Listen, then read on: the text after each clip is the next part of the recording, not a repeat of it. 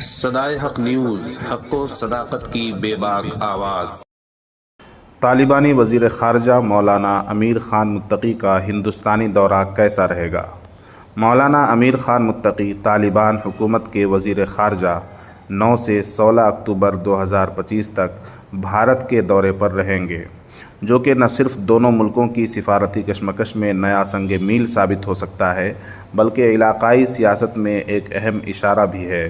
یہ دورہ ایک ایسی صورتحال میں انجام پذیر ہے جب اقوام متحدہ کی سلامتی کونسل نے عارضی طور پر ان پر عائد سفری پابندی کو برطرف کیا تاکہ وہ باضابطہ مذاکراتی فضا میں شرکت کر سکیں۔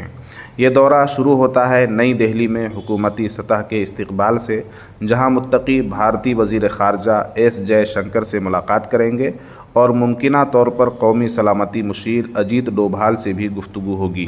اس موقع پر وہ ہندوستانی تجارتی حلقوں اور افغانی تاجروں سے خطاب بھی کریں گے اور ایک تھنک ٹینک میں اپنی فکر کا اظہار کریں گے۔ دورے کا ثقافتی اور تعلیمی اہم نقطہ 11 اکتوبر کو دارالعلوم دیوبند کا دورہ ہے، جہاں وہ اہل علم و طلباء سے ملیں گے۔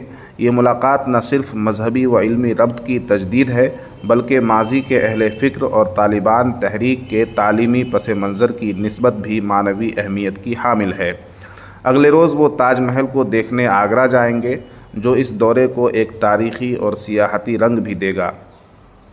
13 تا 16 اکتوبر کے درمیان نئی دہلی میں اہم ملاقاتیں متوقع ہیں، جو ممکن ہے افغان سفارت خانے کے دورے، سیکورٹی، تجارت اور تعلیمی تعاون پر بات چیت پر مبنی ہوں۔ اس کے بعد وہ وطن واپسی کریں گے۔ یہ دورہ نہ صرف ایک رسمی سفارتی قدم ہے، بلکہ بھارت اور افغانستان یعنی طالبان حکومت کے درمیان تعلقات کی نوعیت کو نئے انداز سے چلانے کی کوشش ہے۔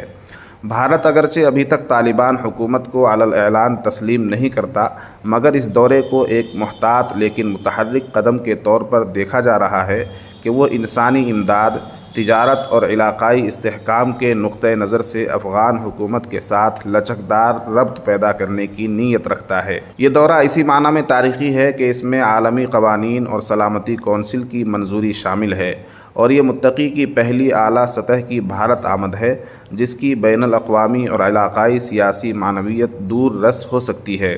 اگر یہ دورہ کامیاب رہا تو یہ نہ صرف دو طرفہ سطح پر بلکہ وسیع تر پیمانے میں تبدیلی کی نوید ہو سکتا ہے۔ صدائے حق نیوز، حق و صداقت کی بے باک آواز۔ اگر آپ نے اب تک ہمارا چینل سبسکرائب نہیں کیا ہے تو سبسکرائب کرنے کے ساتھ گھنٹی کے نشان کو بھی فعال کر دیجئے۔ شکریہ۔